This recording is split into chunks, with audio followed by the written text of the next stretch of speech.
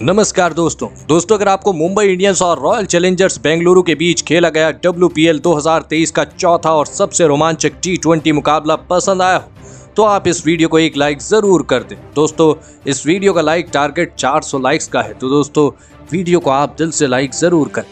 दोस्तों WPL 2023 के चौथे और एक और रोमांचक और रोंगटे खड़े कर देने वाले महामुकाबले में फिर एक बार क्रिकेट इतिहास की दो बड़ी टीमें एक दूसरे से भिड़ी। इस बार हरमनप्रीत कौर की मुंबई इंडियंस के सामने स्मृति मंधाना की रॉयल चैलेंजर्स बेंगलौर की टीम खड़ी थी। आपको बता दें कि इस रोंगटे खड़े कर देने वाले महामुकाबले में बेंगलुरु की कप्तान स्मृति मंधाना ने टॉस जीता और पहले बल्लेबाजी का फैसला लिया और मुंबई की टीम को पहले गेंदबाजी के लिए आमंत्रित किया। उसके बाद रनों की बारिश करने के इरादे से बेंगलुरु के दो दिग्गज ओपनर बल्लेबाज मैदान में उतरे। आपको बता दें कि बेंगलुरु की कप्तान स्मृति मंधाना और सोफी डिवाइन के कंधों पर इस महामुकाबले में अपनी टीम को एक विस्फोटक ओपनिंग शुरुआत दिलाने की एक बड़ी जिम्मेदारी थी और बेंगलुरु की इन दो दिग्गज ओपनर बल्लेबाजों ने अपनी टीम को एक विस्फोटक ओपनिंग शुरुआत दिलाई भी।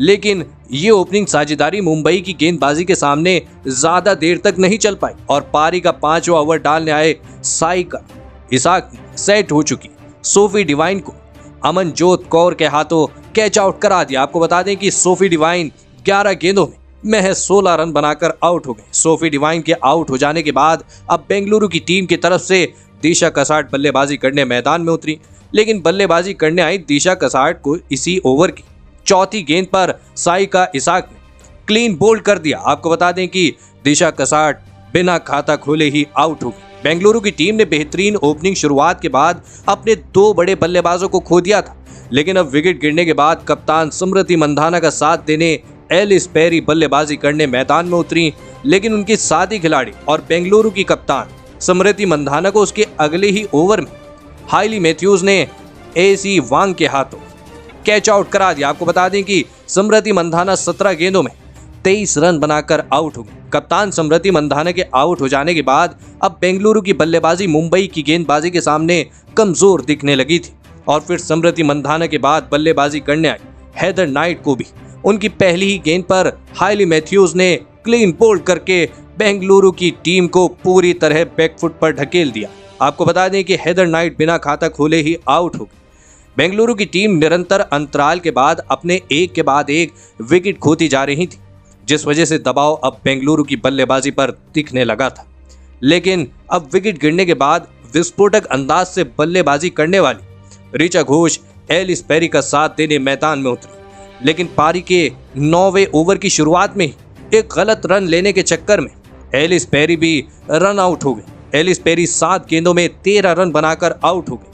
आपको बता दें कि बेंगलुरु की टीम ने लगभग 71 रनों के भीतर ही अपने टॉप ऑर्डर के 5 बल्लेबाजों को खो दिया था।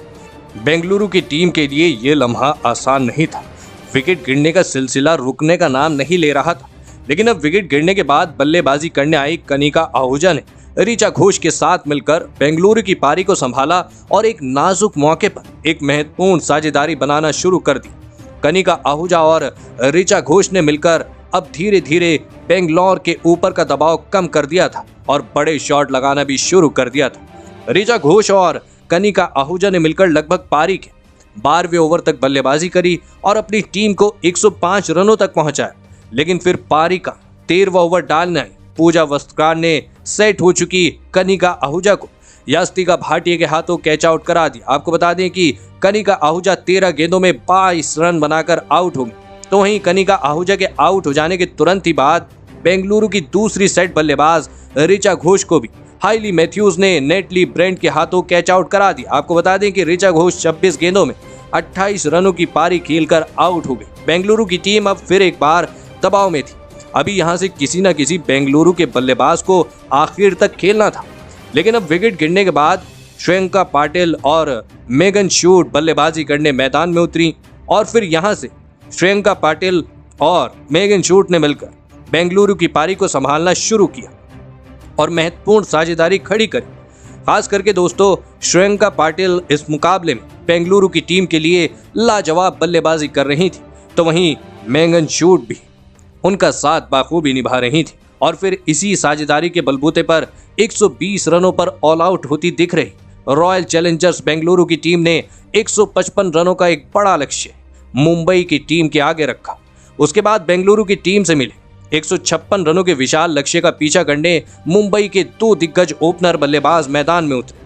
हाइली मैथ्यूज और यास्तिका भाटिया के कंधों पर इस महामुकाबले में अपनी टीम को विस्फोटक ओपनिंग शुरुआत दिलाने की जिम्मेदारी आ चुकी थी और फिर मुंबई की इन 2 दिग्गज ओपनर बल्लेबाजों ने अपनी टीम को लाजवाब शुरुआत दिलाई।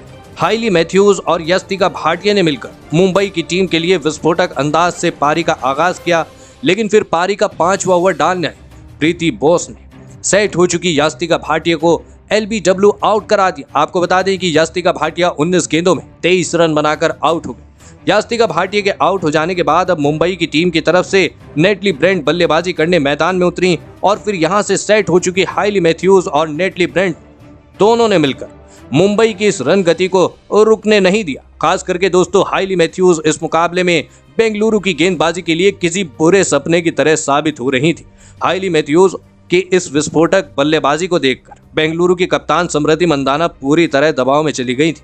कोई भी बेंगलुरु का गेंदबाज अपनी कप्तान को एक विकेट भी नहीं दिला पा रहा था। पूरी की पूरी बेंगलुरु की गेंदबाजी मुंबई की बल्लेबाजी के सामने बेबस दिखाई देने लगी थी। इसी बीच विस्फोटक अंदाज से बल्लेबाजी कर रही हाइली मैथ्यूज ने अपना इस मुकाबले में शानदार अर्धशतक पूरा कर लिया। हाइली मैथ्यूज और नेटली ब्रेंट ने मिलकर इस मुकाबले में ऐसी शानदार बल्लेबाजी करके दिखाई जिसे देखकर मुंबई की कप्तान तक आश्चर्यचकित रह गई थी। दोनों को आउट करने के लिए बेंगलुरु के कप्तान स्मृति मंदाना अपने हर एक गेंदबाज को आजमा रही थी, लेकिन बेंगलुरु की गेंदबाजों के लिए अब ये नामुमकिन ही लगने लगा था। इसी बीच इन दोनों ने अपनी शतकीय साझेदारी भी पूरी कर ली। हाइली मैथ्यूज के साथ बल्लेबाजी कर रही नेटली ब्रेंट ने भी अब अपने हाथ खोलना शुरू कर दिया था।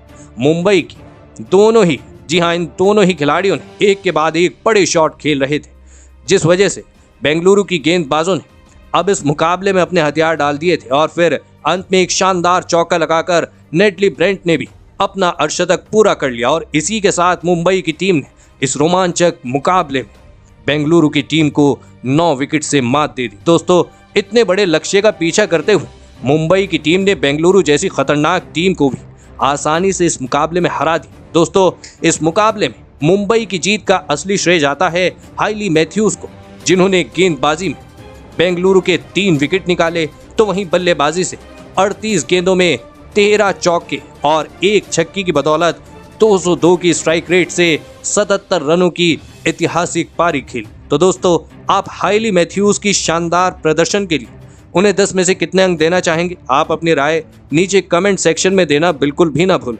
धन्यवाद।